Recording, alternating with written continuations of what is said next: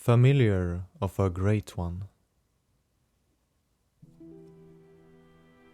Harald knocked courteously on the wooden door with a door knocker, with the visage of an ugly, sullen face, with a handle in its mouth. He stepped back and caught himself almost falling backwards on the steps leading up to the abode. He looked down the wide street both ways in hopes that no one caught his clumsy display, but saw only a horse-drawn carriage heading away from him to the left. The door opened and a young man of his own age greeted him with an inquisitive expression.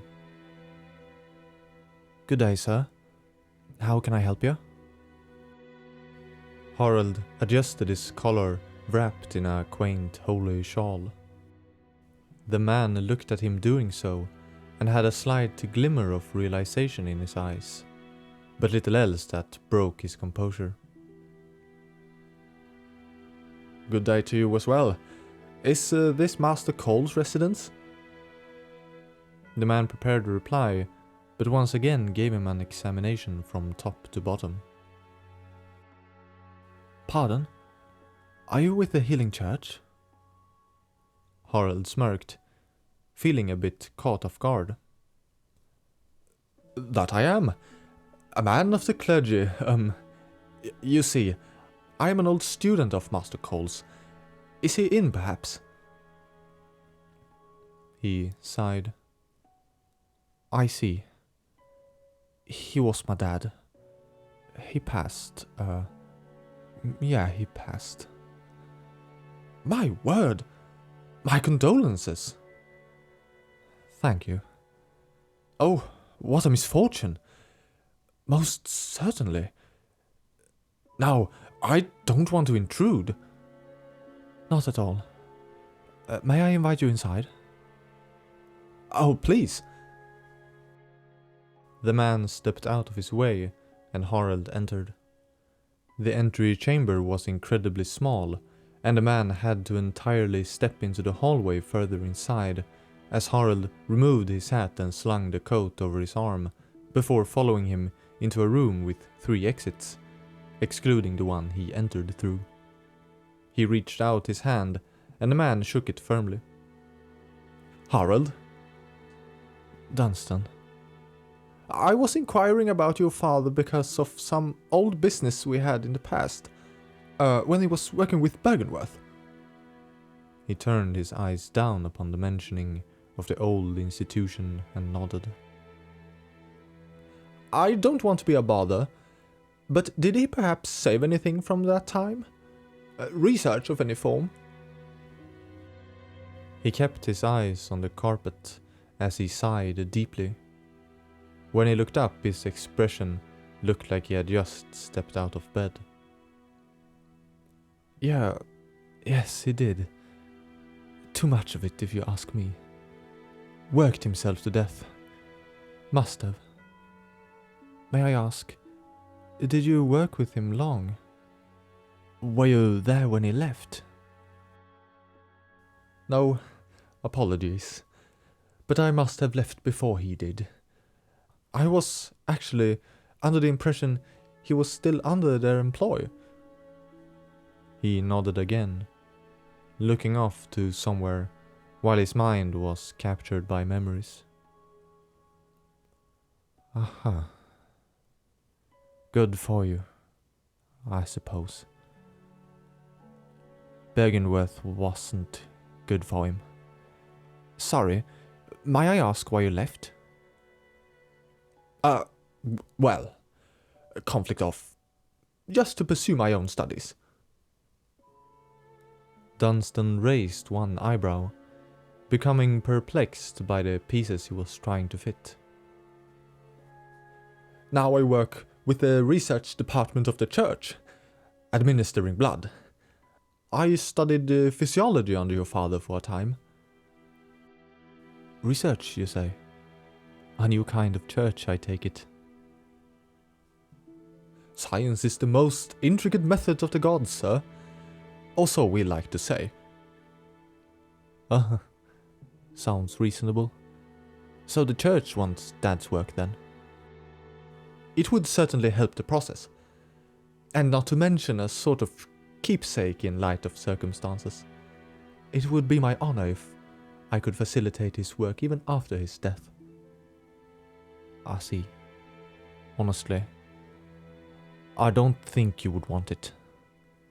At least not the latter parts. How come you say that? It killed him. When he... it's... The man shrunk a bit before him.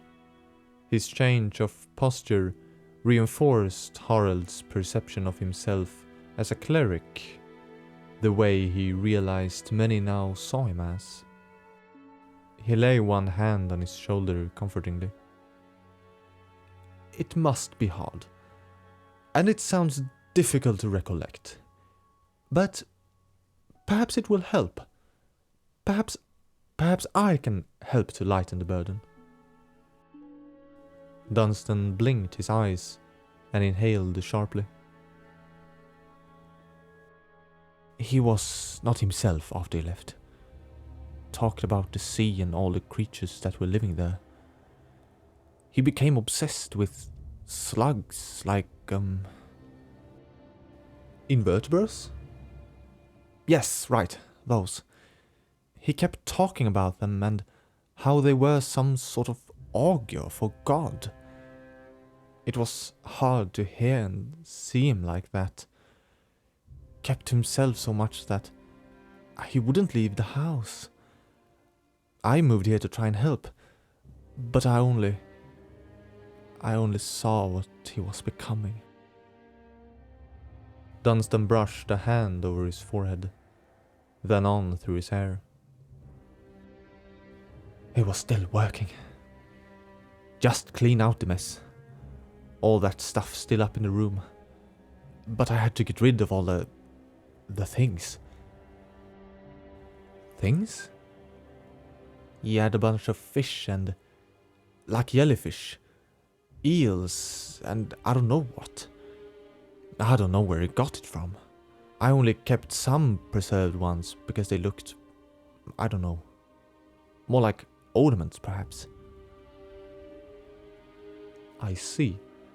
He continued his work from Bergenworth. Yes. But the way he was. The way he talked. Now I feel he was doomed all the way back then. From what he found there. Well, I and the church would like to take that off your hands. We... take it. I would just throw it. Or it would sit here in a closet. Are you certain?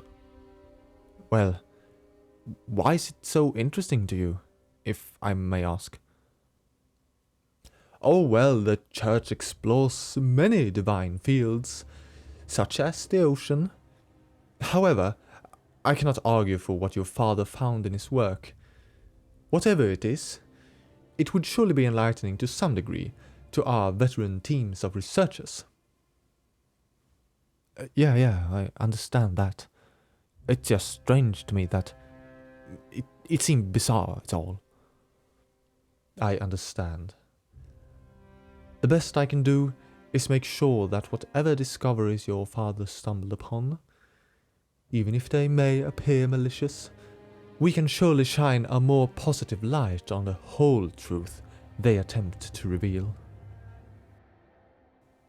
Dunstan let go a potent sigh of relief. You mean that perhaps father might find peace yet? At least to my knowledge, it's what he would have wanted. Well, no, I mean, would the gods pardon him? Why would they need to do that? Why, good cleric Harald, he committed suicide.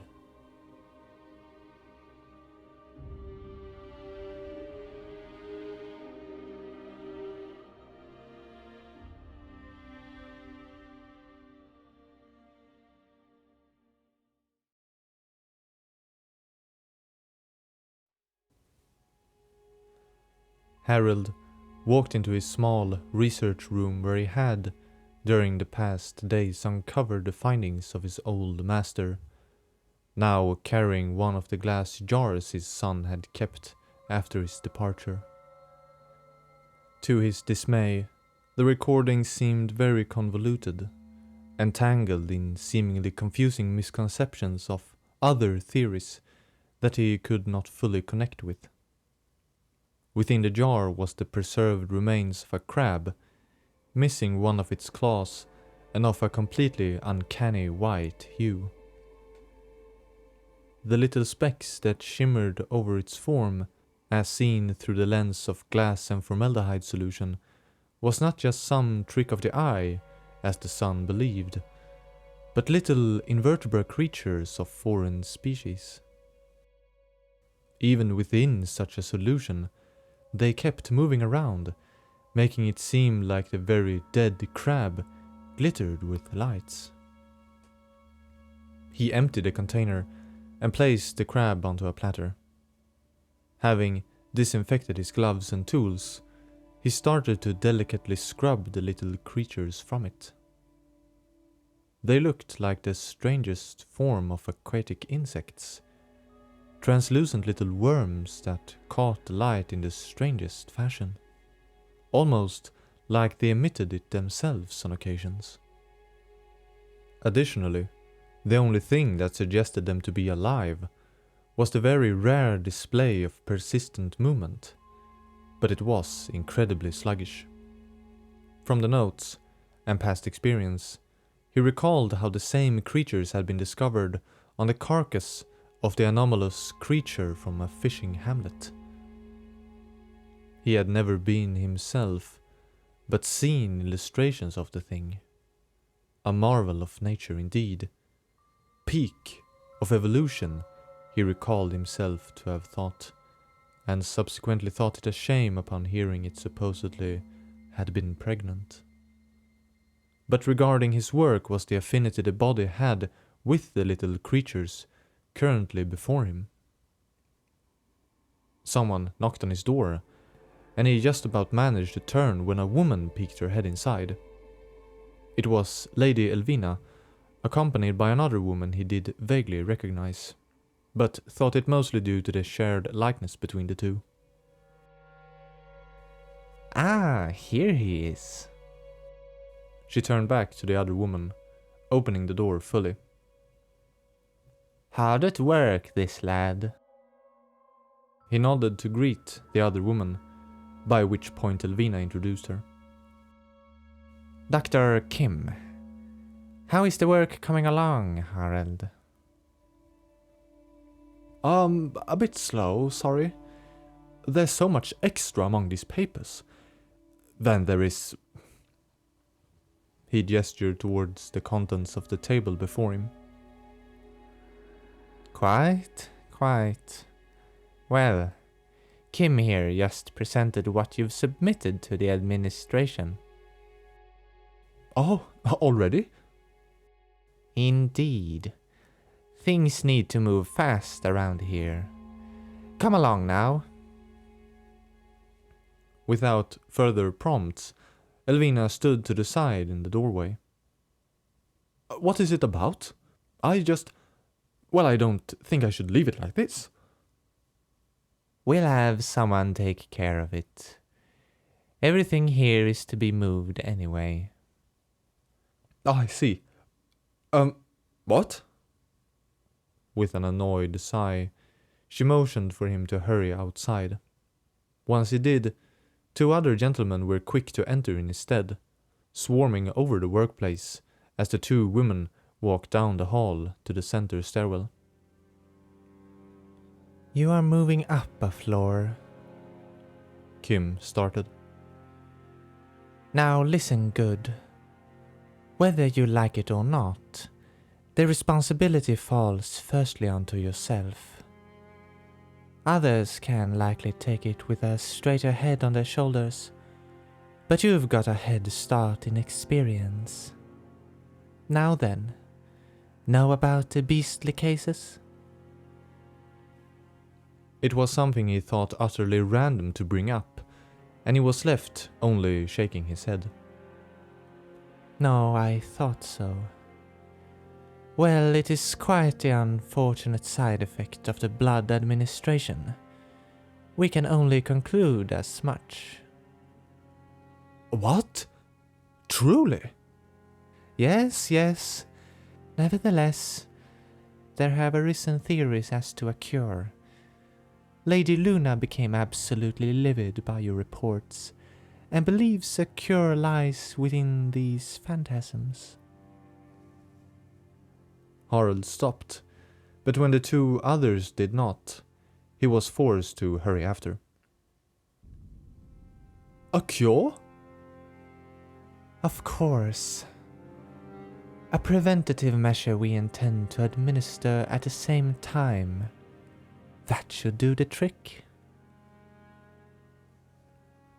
They walked up the winding stairs onto the floor above and stepped off. It was less inhabited, and the woman swiftly walked into the first hallway, placing themselves along the immediate wall. If you'll excuse my manners, but I did not take it seriously. I mean, such behavior and change is quite unheard of. The two did not acknowledge him trying to make light of the situation. Not really something worth mentioning. It was, of course, expected some would exhibit such traits. Every type of physiology, with all our human deviations, cannot possibly be compatible. But we aim to change that, of course. Pardon again, but may I ask what causes it? What a remarkable question. They both scoffed, looking at one another. Kim continued. The blood is the very medium of evolution. Sometimes the metamorphosis it promises will, of course, act, or well, manifest itself improperly. Now then, Harald, have you heard the name Kos before? He shook his head. It was the name discovered at a hamlet, to be associated with the creature washed up on that shore. But this is not any creature now. Kos was evidently a god, a great one, existing in a more or less human form. The carcass did in fact share many features, Elvina added and continued. such as arms, chest, even a face. But most curiously, a womb. A womb very primely fit for a child. However, the child did not make it for whatever reason. Nor did Kos herself. Kos? A great one? How? He stammered. Once he had uttered the words, he felt himself growing more stable in his mind. There had to be an explanation. It could not possibly be a god that randomly died at sea and washed up to deliver a dead child. What manner of god would that be? On what facts do you argue this Kos was a god? They smirked and looked at each other, almost approvingly of his comment. Indeed, I was skeptical as well. But then I saw her blood and what relic had been recovered from her. Perhaps not call it a god, nor a great one if you will, but to us, in our stage of evolution, she most certainly was a being of greater position. She possessed holy blood? And phantasms. Pardon? The invertebrates you studied. Ah, I see now. I recalled it being curious. You must have studied it all the way back then, at Bergenworth. Yes, briefly. There were several experiments on lesser animals. It seems Master Coles continued with a more varied array of subjects. What did you glean back then? Well, since they behaved like they did, it was quickly discovered that they thrived in a host vessel. There were frogs that simply, well, I would not say perished, but changed to the degree they were no longer frogs, becoming something akin to invertebrates themselves. And that was before Mr. Cole's unfortunate departure. Well before. You see now, Mr. Harald, which part caught the church's attention. Ah, yes. Master Coles managed to prove they facilitate metamorphosis, at least in lesser creatures. So, what do you speculate caused the carcass of Kos to appear like it did?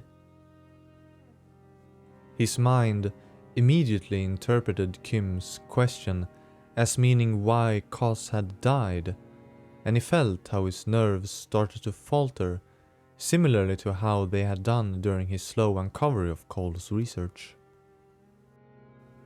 Well, ladies, I haven't gotten to it yet, and it is not certain since it all was so scattered.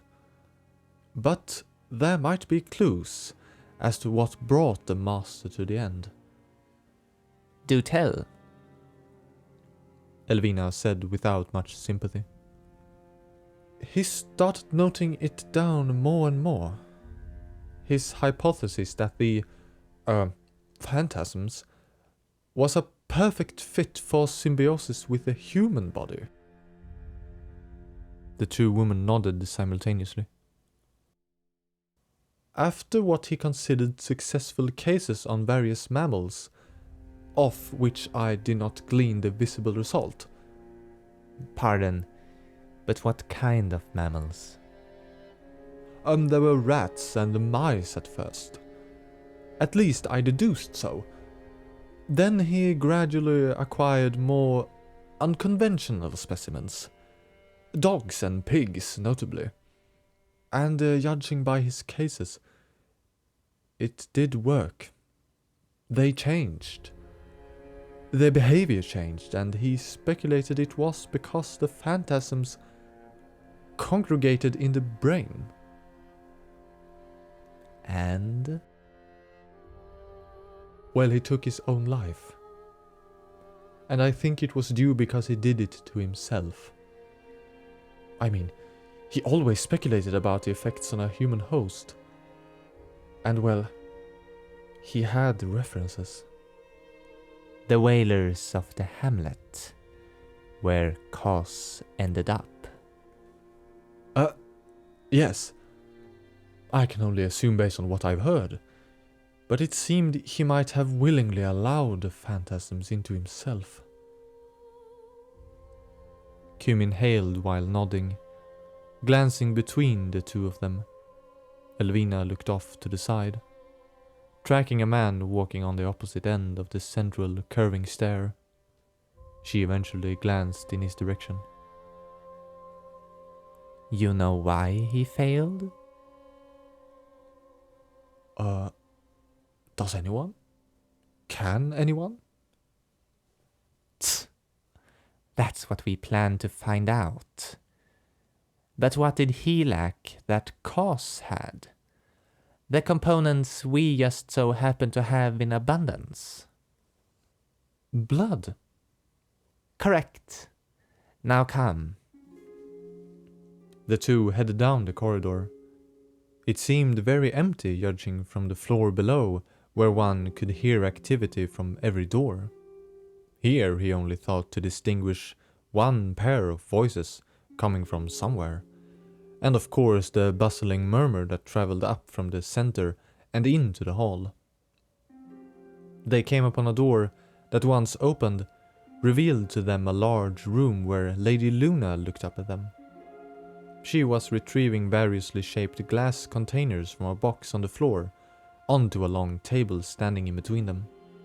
Another of its kind standing behind her as well.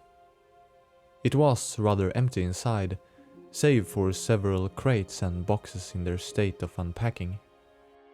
Her eyes widened briefly, and she smirked greatly before quickly, almost running around to the table to greet them. Harold, I presume? She was already reaching out a hand as she came up.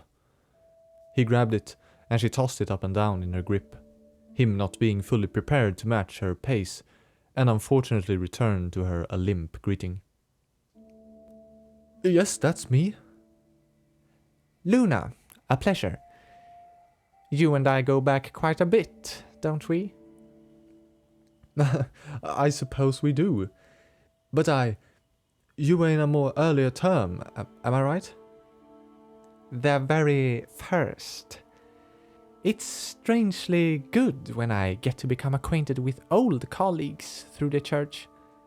It was Lawrence himself that recommended you to me. He is much better with faces and names than I. Pardon me. Oh, yes, I'm grateful. I reached out to him for an apprentice position when I heard you had opened up a clinic in Old Yarnum. Ah, clinic. What a darling this one is, right? She turned to the other two, who sniggered deviously. I appreciate the compliment, but it was a mess over there. I thought it ran as smoothly as can be. It's healthcare after all, and I was under no false impression it would be a calm practice. Good then. Not afraid to get your hands dirty. And a doctor to boot. You'll fit in great here. Have they filled you in? More or less. We will be working with the old blood to investigate if phantasms can cure the frenzied side effects. Mind you, these symptoms are in theory not that surprising, but admittedly their properties are very strange. What I mean by that is that a metamorphosis is counted on. Desired, in fact. However, with what the phantasms displayed, we are led to believe there is a way to eliminate this unfortunate development and guide it towards a more desired outcome. She finished abruptly, which had Harold under the impression there was more to come, but after an awkward glare into each other's eyes, he blinked and spoke up, as she evidently expected him to do. I wouldn't know. It sounds as if it would line up. With cause in mind. Yes! Imagine cause as some form of blueprint. We are getting closer in acquiring all the components which she had. Such a greater being, and we were able to see her traits. Truly a misfortune we did not catch her in life.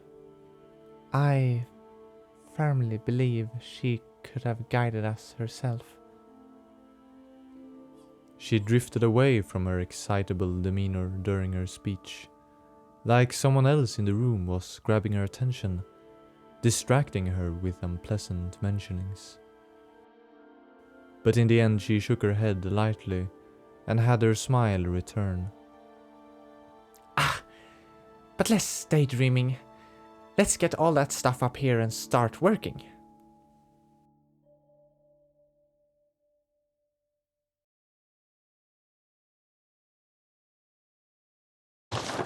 Empty phantasm shell. Empty invertebra shell that is said to be a familiar of a great one. The Healing Church has discovered a great variety of invertebras, or phantasms, as they are called. Shells with slime still harbor arcane power, and can be rubbed on weapons to imbue them with their strength.